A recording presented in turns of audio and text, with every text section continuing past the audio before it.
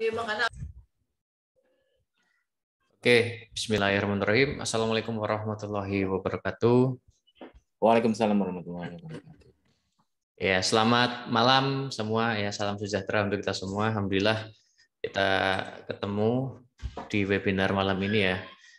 Bersama saya Bayu Agus Prabowo dan ada Mas Saiful Islam atau Sam Ipul. Ini tema malam ini kita membahas tentang inbound marketing, spesifiknya lebih ke database ya Mas ya. Untuk betul. mengoptimalkan database yang sudah ada seperti itu. Ya, ini memang agak dadaan tadi. Tiba-tiba ya nggak apa-apa ya. Ini udah lumayan ramai juga 40-an. Iya, karena besok udah bentrok sama Evapora, Mas. Oke. Besok ngisi lagi di Evapora. Apa Ada host? Host lah, aku host. Oke, jadi seperti itu ya teman-teman. Nanti insya Allah sampai jam 9 atau lebih dikit nanti ya kita lihat. Dan kalau suara aman ya, silakan nanti kalau ada sesuatu yang nggak beres suara atau gambar bisa chat langsung aja. Komplain. Ya, komplain aja langsung nanti. Disampaikan aja. Biar kita tahu gitu ya. Gitu. Ini dari mana aja nih yang udah datang nih? Udah dari Solo, Surabaya, Wonosobo.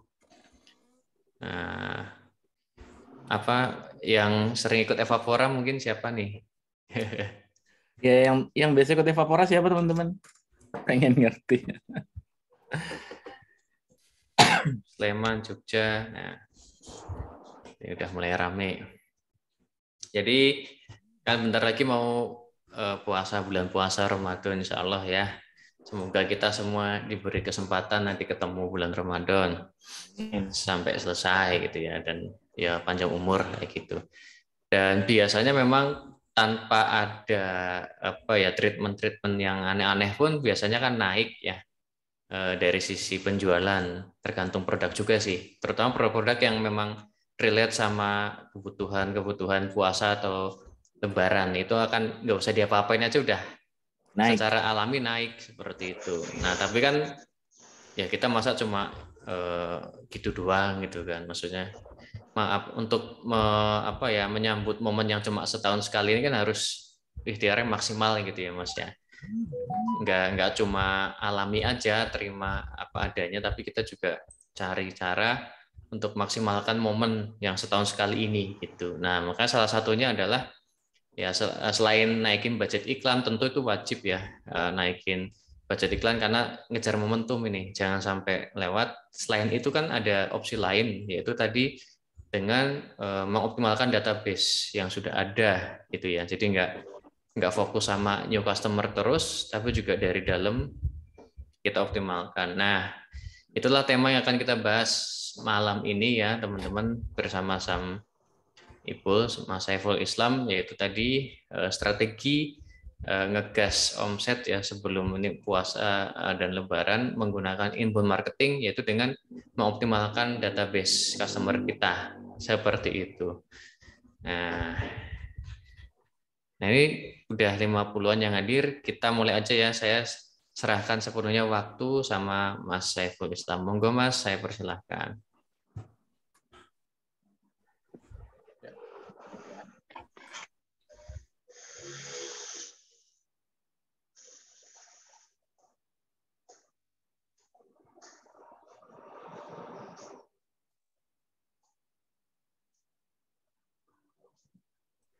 Mana nih Mas?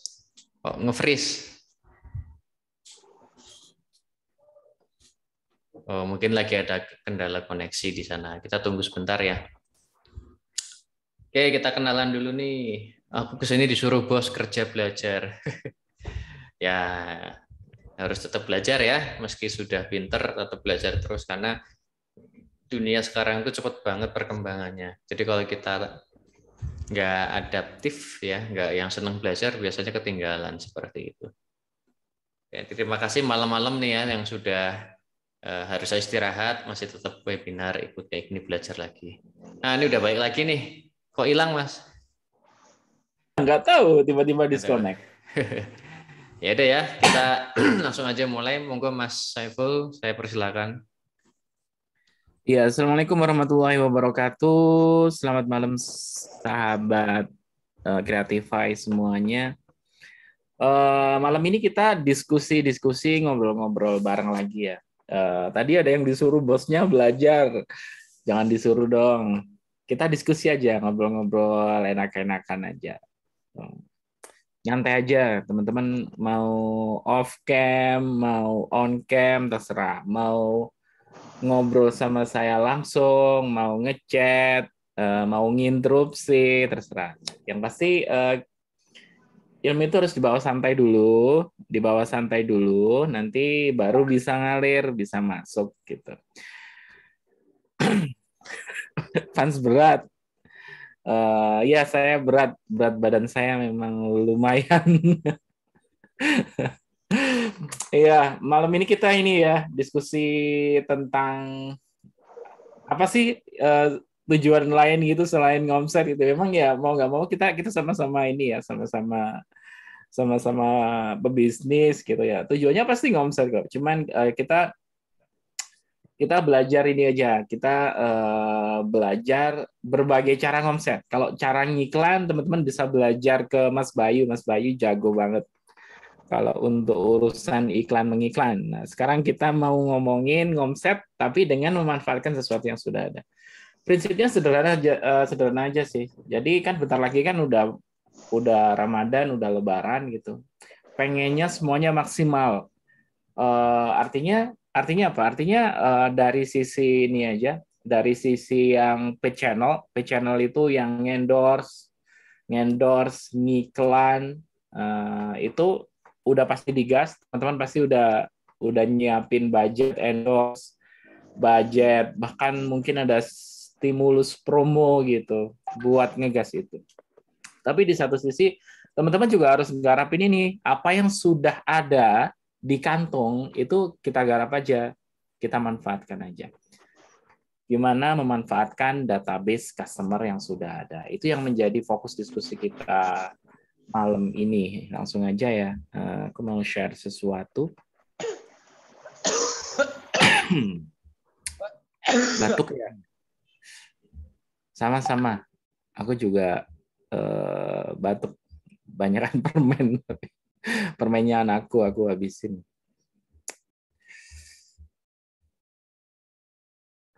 Ntar, sorry masih nge-share.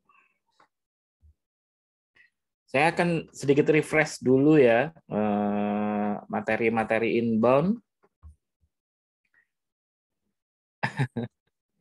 Iya, alhamdulillah udah baikan kok. Ini aku udah sharing-sharing lagi gitu.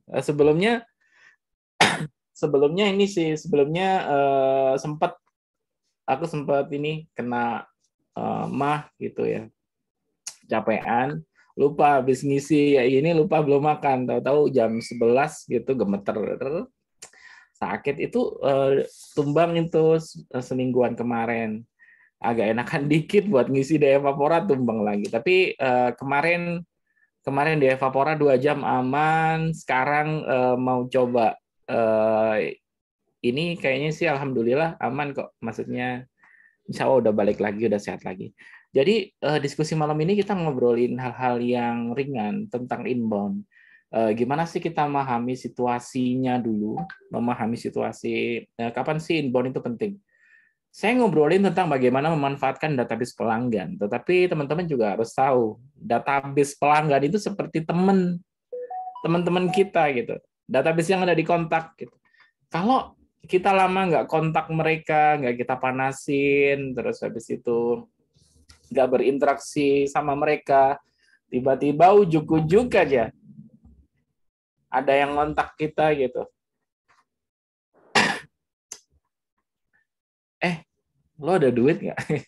Pernah nggak tiba-tiba ada temen gitu, ya temen SMP, temen SMA, temen kuliah gitu, lama gitu nggak ngobrol, tiba-tiba muncul langsung pertanyaannya seperti itu, kan nggak enak. Sama juga sebenarnya customer juga gitu, ngelihat kita lama nggak muncul, lama nggak interaksi, ini brand nggak pernah kelihatan, tiba-tiba muncul jualan. Apakah ini salah? Enggak.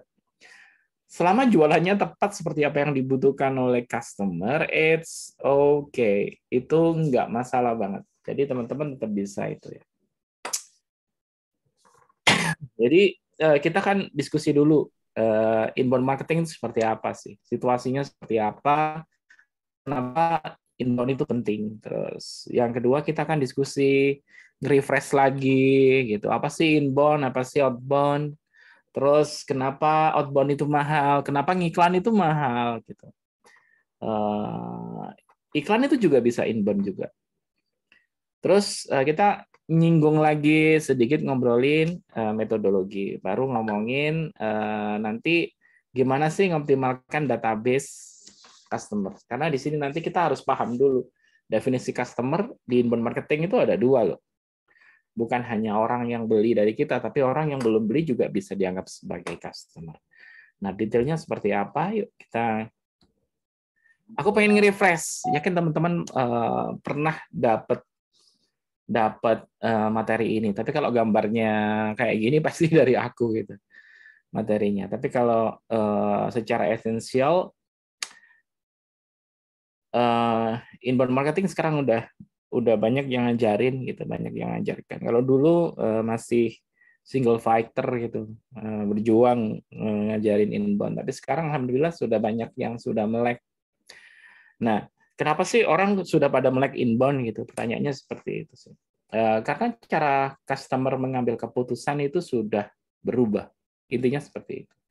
Kalau dulu kita mau beli HP gitu, mau beli baju, termasuk Lebaran nanti kita mau beli baju apa. Kalau dulu kita datang ke store, datang ke supermarket, terus kemudian milih-milih langsung di sana. Jadi termasuk kalau kita mau beli gadget gitu ya, zaman Nokia 3310 gitu, 3300, yang gamenya cuma ada Snake, ya, yang ular-ularan itu kita sama sekali nggak ngerti tentang gadget. Kalau kita pengen gadget, ya udah datang aja ke counter, nanya ke abang counternya. Di situ abang counternya adalah raja. Raja yang mampu mendrive kita, Mas ini bagus, ini nggak bagus, jangan pilih itu. Mas pilih ini aja. Mas budgetnya berapa? Mending pilih ini, Mas. Meskipun sebenarnya itu sebenarnya juga advokasinya dia. Jadi kalau di sales itu ada 3 hal yang diperhatikan. Yang pertama adalah availability, barangnya ada atau tidak, ada atau dipajang atau tidak, ada di store atau tidak. Yang kedua adalah visibility, visibility itu nampak atau enggak. Biasanya barang yang memang sengaja dijual itu di display paling dominan, paling eye catching. Kalau orang datang ke situ, datang ke store ngelihat thread, oh oke. Barang ini menarik banget, ditatanya udah kelihatan memang sengaja difokuskan untuk dilihat gitu. Itu memang didesain seperti itu. Yang ketiga adalah advokasi. Ini sebenarnya yang paling berbahaya. Paling berbahaya itu paling mempengaruhi keputusan pembelian. Jadi kalau misalnya dulu kita mau nyari HP, ya udah kita ngikut aja. Si penjual ngomong apa, oh bagusan Siemens Mas. Saya nggak tahu teman-teman di sini masih kenal nggak dengan HP-HP itu dengan Siemens Mas, atau mungkin sekarang gitu ya, oh bagusan Vivo Mas, bagusan Oppo gitu. Nah kalau kita masih ngikut apa yang sales katakan, berarti advokasi dari sales ini benar-benar luar biasa, masih sangat kuat zaman digital. Padahal zaman digital seperti sekarang gitu ya, orang itu udah riset duluan, customer itu udah istilahnya udah mencari tahu. Aku sekarang mau beli barang apa, tipenya apa, harganya di kisaran berapa, kapan barang itu aku nilai mahal, kapan barang itu aku nilai murah, itu semuanya udah ada di sini, udah ada di pikiran. Jadi kalau dulu orang datang ke counter kosongan gitu ya, maksudnya dia nggak bawa info apa-apa, tapi kalau sekarang orang datang ke counter 70% sudah melakukan riset, sudah melakukan proses penelitian dulu lah istilahnya. Mereka neliti dulu sebelum mereka memutuskan untuk beli apa. Nah, kalau misalnya dia datang ke store, ternyata di situ kok displaynya lebih banyak HP Samsung S22 ya ketimbang iPhone gitu. Padahal dia awalnya pengen beli iPhone. Itu berarti permainan di visibility. Permainan di visibility. Kalau misalnya kita nanya iPhone 13 Pro Max-nya ada nggak Mas gitu? Terus ya nggak ada Mas, di sini lebih banyak Android. Nah, berarti itu ngomongin availability. Terus yang ketiga adalah advokasi ini, advokasi. Nah, kalau di zaman now, cara customer-nya adalah mereka meriset 70% dari bahan keputusan pembelian itu sudah ada, baru mereka nanya ke Masnya, Mas, barang ini ada nggak? Ini ada Mas Tangguh juga datang di sini. Nah, gara-gara itu orang jadi gini. Cara marketer dan seller berjualan juga sudah berbeda. Kalau dulu penekanannya dititipin di sales representatif, kalau sekarang kekuatannya di konten. Artinya apa? Kalau kita mau prepare bulan Ramadan sama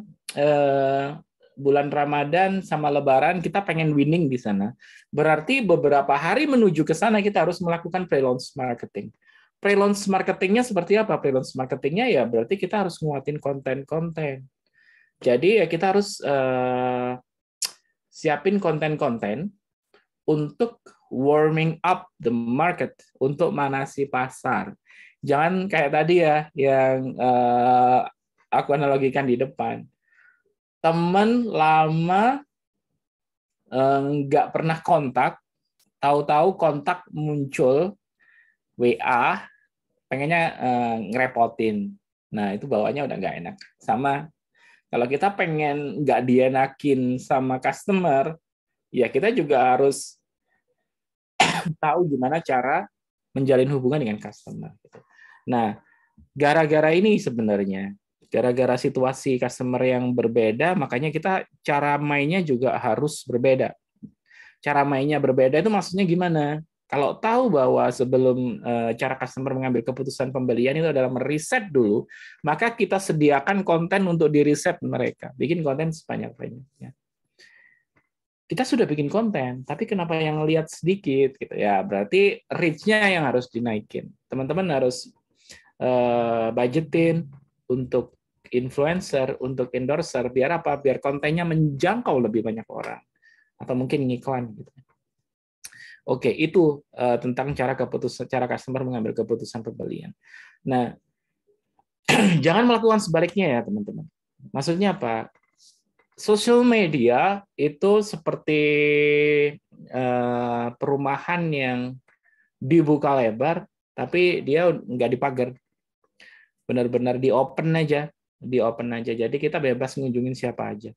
Sama kayak kita tiba-tiba bebas aja ngomen statusnya temen, ngomen statusnya orang, gitu, ngomen statusnya selebriti, sampai komen yang biasa, komen yang nyenengin selebriti, atau komen yang bikin mereka marah dengan fake account. Intinya semua orang bebas ngelakuin apa aja di dunia digital.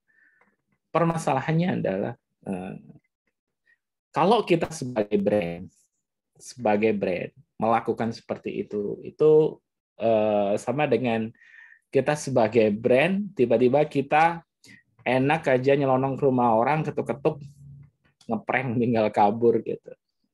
Diincer kita, brand kita. Diincer bukan untuk dibeli tapi ditandain. Ini brand kurang ajar nih. Taunya cuma annoying aja. Makanya di Indonesia sendiri orang-orang nge-tag, orang-orang spam itu benar-benar sudah mulai susah dikontrol gitu. Makanya di Indonesia sendiri istilahnya jumlah orang yang memasang ad blocker itu jumlahnya tertinggi di dunia. Begitu banyaknya orang yang merasa privasinya sangat diganggu atau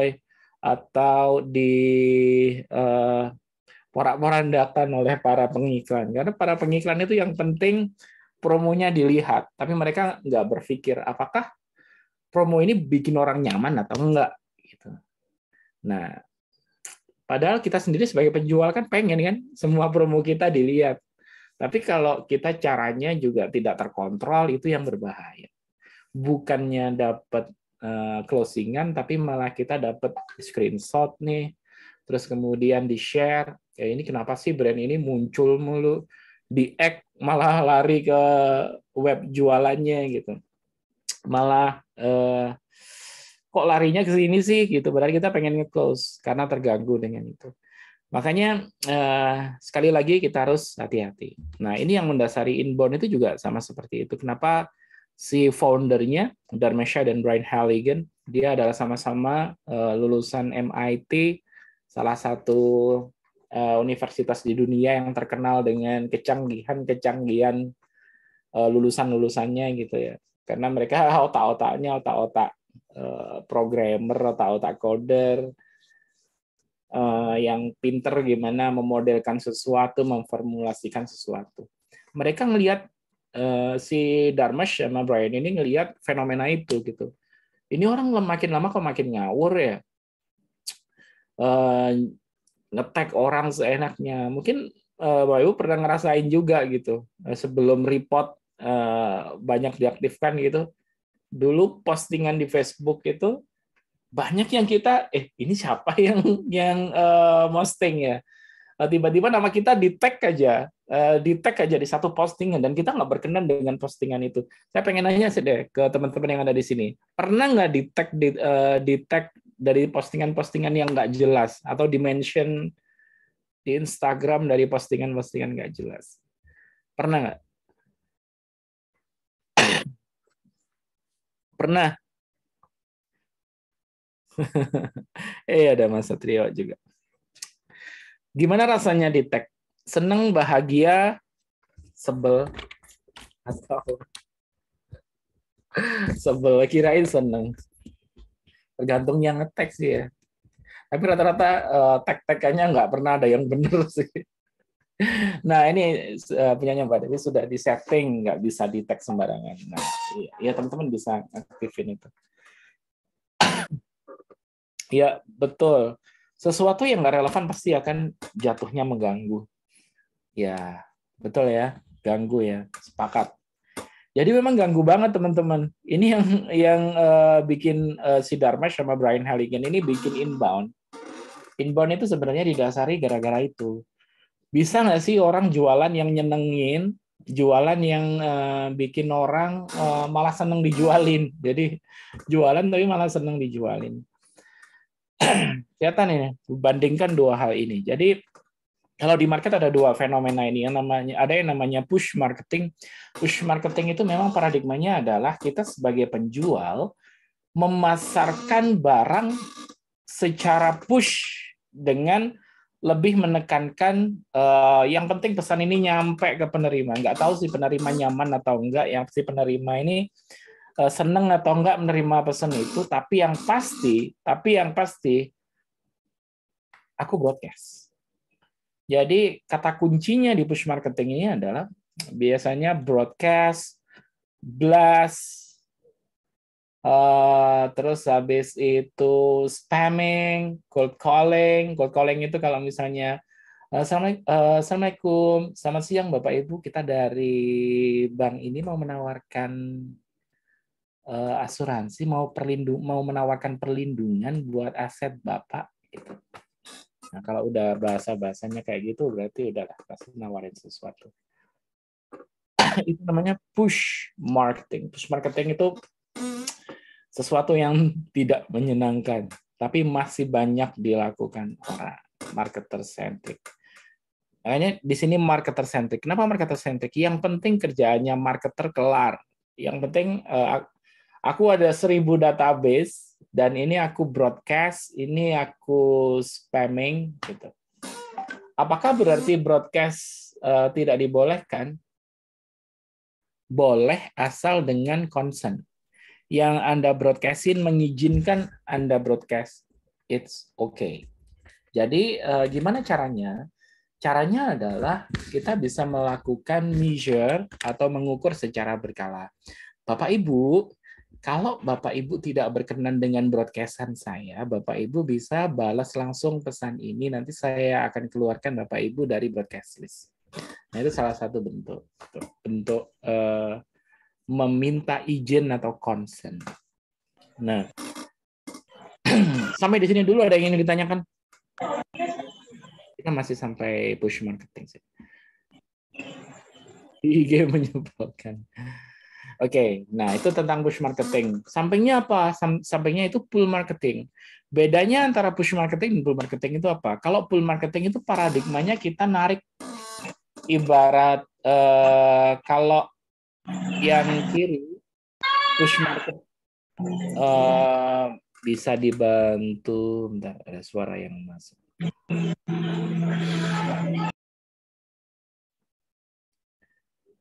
Udah ya. Oke, saya balik lagi. Kalau push marketing tadi itu sifatnya adalah kita yang mendorong pesan itu keluar, kalau pull marketing sebaliknya. Jadi kita memancing orang untuk datang. Kita memancing orang untuk datang. Jadi ibarat kita mau mancing semut nih, kita siapin gulanya. Gulanya kita taruh biar semutnya mendekat. Nah, ketika semutnya mendekat, baru nanti kita pikirkan nih CTA-nya, call to action-nya mau diapain. Sama kayak sekarang model-model marketing itu sekarang udah inbound semua. Kalau Bapak Ibu nonton drakor, Vincenzo dan lain-lain, berapa iklannya? Banyak banget. Kalau suka sekarang apa ya drakor yang bagus? Atau mungkin yang terbaru Layangan Putus. Layangan Putus itu iklannya banyak banget. Tapi orang masih tetap seneng nonton, nyaman, mengikuti mulai dari awal sampai habis. Bahkan dirilai di stasiun-stasiun TV swasta, mulai dari langganan berbayar sampai ke TV ke RCTI barang sekarang juga ikut nayangin. Padahal di situ banyak iklannya. Lagu-lagu penyanyi Rizky Febian, BCL, Rosa, Ariel Noah, dan lain-lain, itu banyak iklannya juga. Tetapi pertanyaannya, kenapa banyak yang suka? Gitu. Kenapa orang nggak keganggu? Karena bentuknya itu gula banget. Gitu. Jadi orang senang. Orang kalau dipromoin langsung, gitu. Kalau dipromoin langsung, mereka judek, mereka nggak suka. Tapi kalau mereka mereka dengerin lagunya Noah gitu, diputar berkali-kali juga seneng. Mereka nonton sinetron itu kayak misalnya Ikatan Cinta, itu ratingnya juga masih tinggi banget, itu masih salah satu yang tertinggi di TV swasta. Meskipun kalau kita lihat gitu ya, mulai dari awal film sampai akhir film, berapa iklannya? Ratusan, banyak banget. Jadi artinya apa? Artinya adalah bukan berarti orang nggak suka dijuali. Saya tekankan lagi ya, bukan orang nggak suka dijuali, tapi cara jualan kita yang tidak sesuai dengan konteks. Tidak sesuai dengan konteks, tidak sesuai dengan cara orang tersebut nyaman dijuali. Ketika kita mau berjualan ke customer, pikirkan tentang cara ternyaman mereka menerima jualan kita. Itu sih. Bukan cara kita nyaman jualan, tapi pikirkan mereka itu nyamannya dijuali pas apa sih. Gitu. Nah, itu yang harus menjadi concern kita. Nah, ini yang membedakan antara inbound dengan outbound. Jadi kalau outbound marketing itu attract-nya, cara mereka menarik perhatian itu sama kayak toa. Sama kayak toa. Jadi teriak sekencang-kencangnya. Kalau misalnya brand Anda teriak, terus kompetitor Anda ngelihat Anda teriak nggak terima, maka dia akan berteriak dengan paling kencang. Jadi sama-sama teriak. Sama-sama teriak. Nah, itu adalah prinsipnya outbound marketing. Prinsip mereka mengikat, terakhir kan tujuannya mendatangkan traffic kan, mendatangkan traffic. Terus kemudian kalau trafficnya datang akan dikonvert menjadi prospek. Prospek kalau di model outbound mereka itu dianalogikan sebagai diikat. Diikat itu berarti mereka dikasih satu syarat di mana mereka akan susah untuk keluar, itu namanya diikat. Kemudian mereka akan ditawari dengan berbagai cara, entah itu mereka butuh atau tidak produknya, tapi yang pasti mereka akan dibombardir dengan promo, dengan model-model jualan manipulatif, dengan tujuan YPC. Apa tuh YPC? Yang penting closing, yang penting menghasilkan duit. Kalau modelnya adalah model outbound, di mana orientasinya adalah yang penting closing, maka biasanya didapatkan adalah tingkat kepuasan customer yang tidak terlalu bagus. Kenapa tidak terlalu bagus? Pertama, biasanya cara mendatangkan trafficnya aja kadang udah nggak benar. Nggak benar itu maksudnya banyak clickbait, tipuan-tipuan. Bukan berarti clickbait itu sama sekali nggak boleh. Tapi yang clickbait yang sama sekali benar-benar tidak sesuai dengan apa yang dijanjikan. Menjanjikan apa, dideliver apa, itu yang nggak boleh. Sebenarnya seperti itu yang praktek-praktek yang dilarang. Kalau datangnya aja, customer yang datang aja itu secara proses seleksi aja udah nggak bagus gitu. Bagaimana kita mengharapkan orang tersebut untuk puas? Padahal kalau di inbound marketing, salah satu tujuan dari kita customer melakukan transaksi adalah agar tercipta promoters. Nah, ini yang penting ini, Bapak Ibu harus paham ini. Apa sih promoters itu? Promoters itu adalah customer yang dikonversikan menjadi bagian dari bisnis kita, yaitu marketer, orang yang mempromosikan bisnis kita. Basicnya dia adalah customer. Tapi dengan satu treatment, dia kita arahkan untuk menjadi promoter. Treatmentnya apa? Treatment itu namanya delight. Nah ini ya, namanya delight. Delight ini adalah strategi bagaimana membuat customer kita happy. Customer kita senang dengan treatment kita, dengan produk kita, agar mereka mau ikut mempromosikan produk kita. Nah, di inbound marketing, proses seleksinya itu benar-benar berhati-hati. Artinya apa? Kalau misalnya memang kita jualan hijab, skincare, targetnya jelas emak-emak, ya udah bikin konten yang benar-benar menyasar emak-emak yang akan kita bidik gitu. Ya topik-topiknya harus seputar emak-emak gitu, seputar tentang rumah tangga, seputar tentang anak, yang intinya nggak jauh dari dunia emak-emak. Nah, begitu juga ketika kita masuk, oh mereka sudah datang nih sebagai traffic. Terus gimana treatment selanjutnya? Treatment selanjutnya adalah bagaimana kita menunjukkan ke mereka masalah ada pasti. Mereka ngomongin masalah kulit. Kita mau jualan skincare. Oke, berarti kita tiap hari memberikan mereka value-value tentang gimana ngerawat kulit, gimana ngatasi masalah-masalah kulit, dan lain-lain. Intinya adalah mereka teredukasi gimana kalau punya masalah, solusinya ini. Gitu. Jadi kita mengedukasi itu dulu. Terus kemudian kita tanya lagi, emang Anda benar punya masalah jerawat? Gitu. Kalau punya masalah jerawat, produknya itu produk yang mengandung ini, dan itu ada di produk ini. Jadi ketika customer memutuskan untuk membeli sebuah produk, dia berpikir memang dia butuh produk itu. Makanya kalau orang beli karena butuh, tapi ini dalam hal kebutuhan itu macam-macam loh ya. Ada kebutuhan fisik atau fisiologis, ada kebutuhan emosional gitu.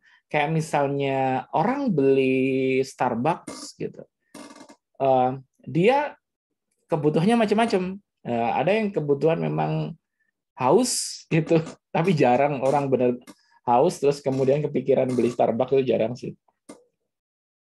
Dia butuh suasananya, dia butuh bisa ngobrol dengan teman kantornya di situ, dia butuh bikin bahan untuk konten sosial medianya. Kan enak kalau di Starbucks terus nongkrong jebret gitu, kelihatan nih kan, kelihatan ada logonya di sana, diposting itu kan enak.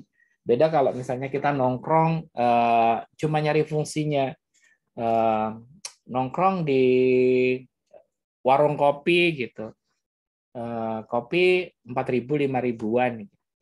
Nggak semuanya orang willing to share gitu, karena kadang-kadang kan suasananya beda gitu. Kalau di warung kopi atau warteg ya backgroundnya nasi bungkus gitu. Ada orang nyangkruk sambil makan nasi bungkus. Jadi kalau orang biasanya ke situ ya memang nyari fungsinya. Lapar-lapar beli nasi bungkus atau pengen ngopi ya benar-benar pengen ngopi yang 5.000-an gitu. Beda kalau beda jenis kebutuhan.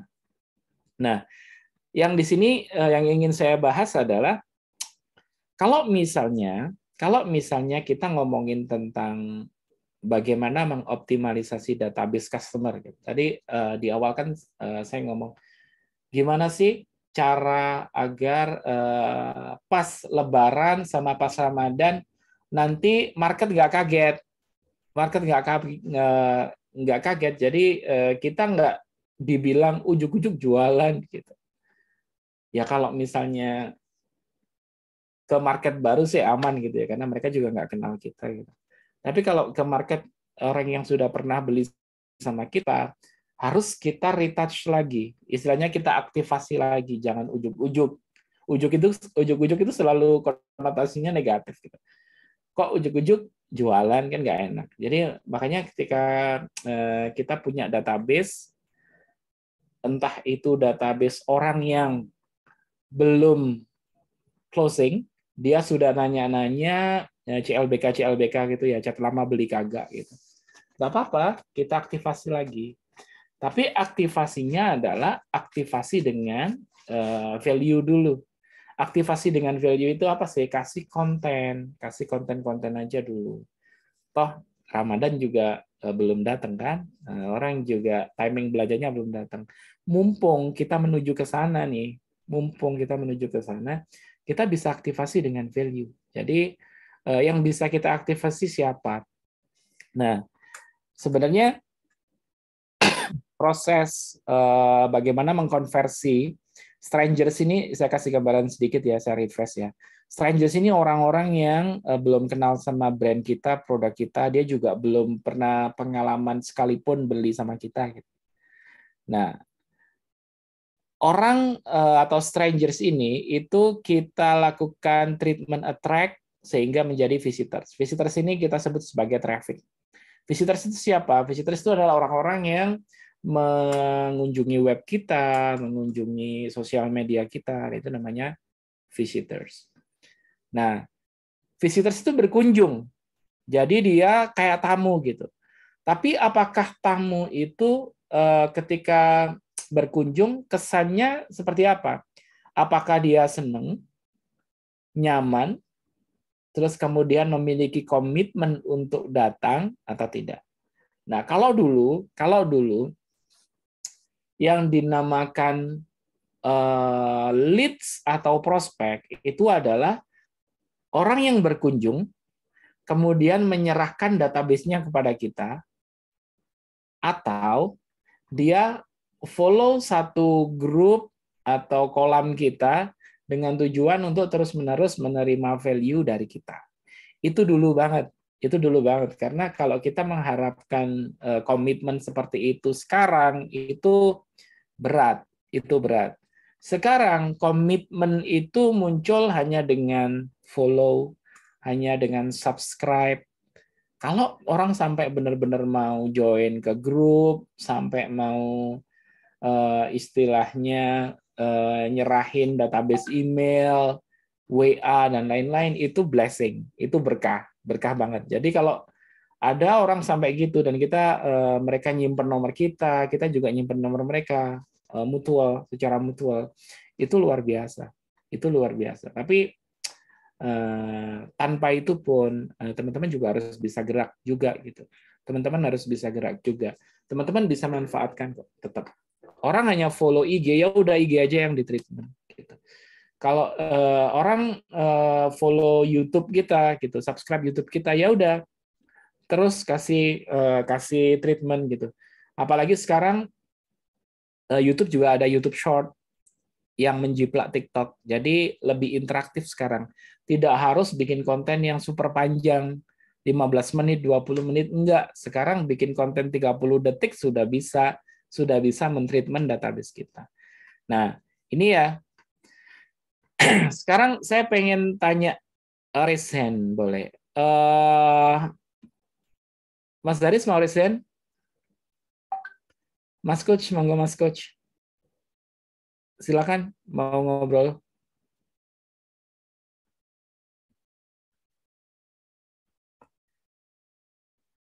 Oke, saya lanjutin tadi sempat Resen. Jadi intinya apa sih sebenarnya untuk manasi market? Ini kan gini ya, visitors datang, dia kemudian commit untuk follow kita, kemudian ketika follow, dia akan menerima terus-menerus menerima konten dari kita. Nah, berarti kita mentreatmentnya dengan apa? Mentreatmentnya paling gampang, paling simpel dengan konten. Tetapi jangan langsung konten jualannya, dengan valuable content. Nah, sekarang saya pengen tanya dulu, Bapak Ibu, jualannya apa, target marketnya apa? Jualannya apa, target marketnya apa? Respon di chat ya, nanti kita ngobrol. Interaktif aja.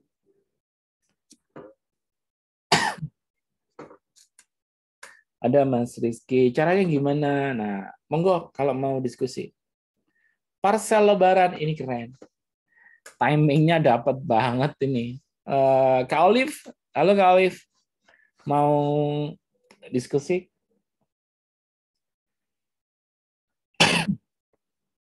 Ini ada yang dua yang masuk, ada Kak Olivia, ada Mbak Liani.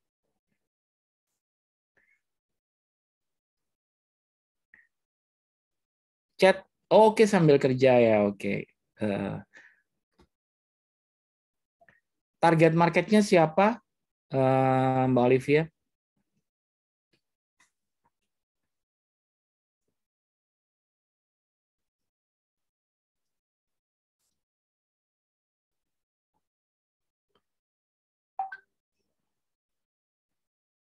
Ini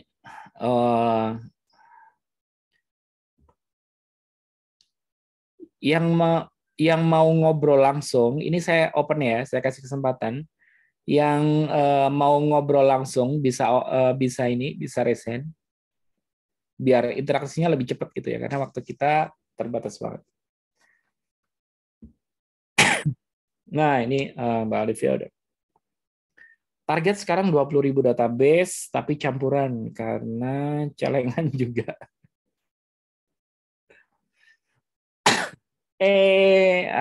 Ini ada teman sekaligus guru saya nih, Mas Tangguh.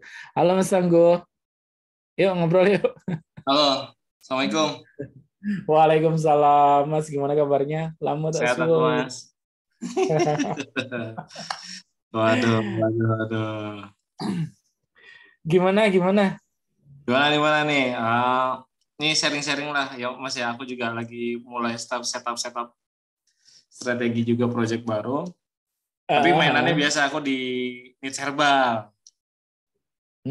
Tapi kan momentum nih udah mepet dengan Ramadan nih case-nya. Sedangkan tim lagi di setup. Kadang-kadang kan ada kayak bahasa pre-launch launch gitu ya di awal-awal. Seberapa besar sih pengaruh momentum itu saat kita launch? Mending kita sabar atau ngegas aja gitu?